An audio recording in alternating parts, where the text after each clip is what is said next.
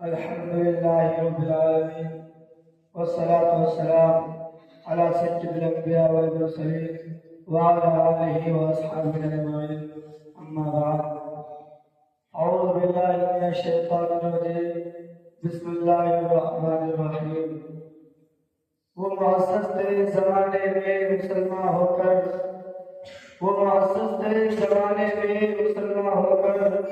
और अल्लाह जोए तारीफ़ कुरान होकर।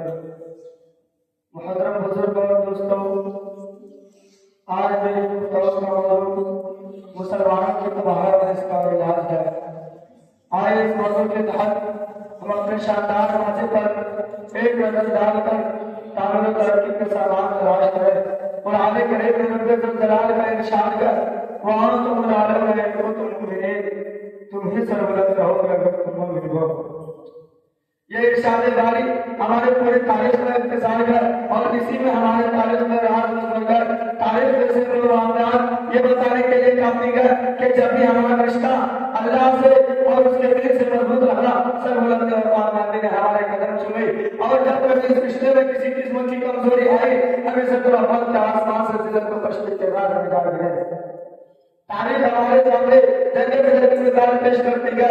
जंग बदर में जो कामयाबी हुई वो सिर्फ इसी रिश्ते की मजबूती की बुनियाद पर हुई, वरना अगर कामयाबी होती तो कुफारे मक्का को होती, क्योंकि कुफारे मक्का तकरीबन 1000 थे और बड़े जश्न खरोश के साथ उसके पास 700 ऊंट और 200 घोड़े थे।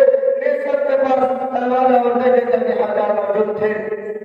इधर अबू जहल, उतबा, शैबा, वलीद, हंज़ला, उमैर, उमैया बिन हल्फ, नज़रा बिन हारिस, अब्दुल मुत्तलिब जैसे जिहाद के कबीर और आसमान आकाश थे। और इधर बेचारे मुसलमान बेसर सामान कुल तादाद 313 सवारी के लिए कुल 2 घोड़े और 70 ऊंट थे।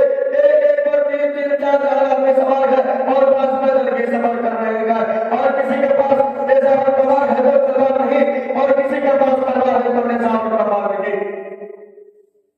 मुहर्रम बुजुर्ग और दोस्तों, जब हमारे बदर पर पहुंचते हैं तो देखते हैं कि कुफार मक्का बुलंद मकाम पर हासिल हो चुकी है, जहां पानी की भी बराबर नहीं है।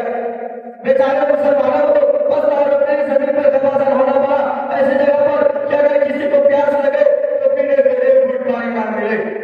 अलबत्ता जगह के अंदर जितने असबाब और जितनी चीजों की जरूरत पड़ती है वो सब कुफार मक्का को हासिल थी, मगर जब लड़ाई शुरू होती है तो कुफार मक्का ताजा मुल्क के तरफ आगे जा रहे थे। कुफार मक्का का सबसे बड़ा सरदार अबू जहल 2 बच्चे महाज और तहूस के जरिए मारा जाता है और अब्दुल्लाह बिन मसऊद उसके सर को जिस्म से जुदा करते गए।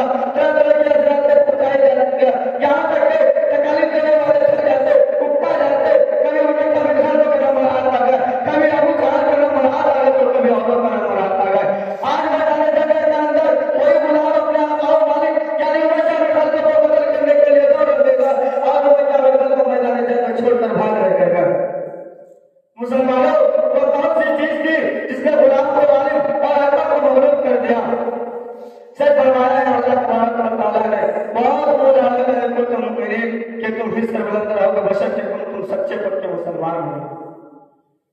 इसी तरह दूसरे कुफार मक्का अपने साथियों को मकबूल होते हुए देखकर मैदान जंग छोड़कर भागने लगे। 70 मकबूल हुए और 70 गिरफ्तार हुए और मुसलमानों को ऐसे फतह हासिल हुए जिसको तारीफ फरामोश नहीं कर सकती। लेकिन अफसोस खुदा अफसोस, आज जहां देखे जिस तरफ देखे वही मुसलमान खौफनाक तूफान में घिरे हुए नजर आते हैं। कई मुसलमानों के जानों को बमा किया जा रहा है, कई मुसलमान गुलामाने जिंदगी बसर कर रहे हैं।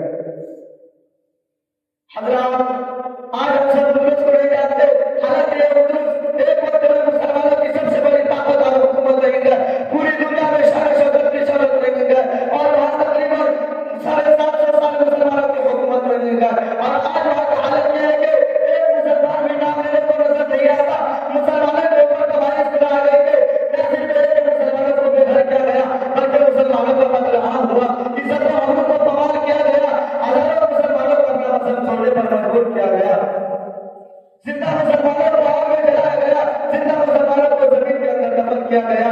ये वजह है कि आज वहां कोई कलमा पढ़ने वाला नजर नहीं आता। मुल्क बर्मा में मुसलमानों को बेघर किया गया, मुसलमानों को अपना मजहब छोड़ने पर मजबूर किया गया। इसी पर्पज नहीं बल्कि उसी मुल्क बर्मा में मुसलमानों को बदनाम हुआ, इज्जत और अमन को बवाल किया गया। हजारों नौजवानों को बदल कर दिया गया और बेशुमार औरत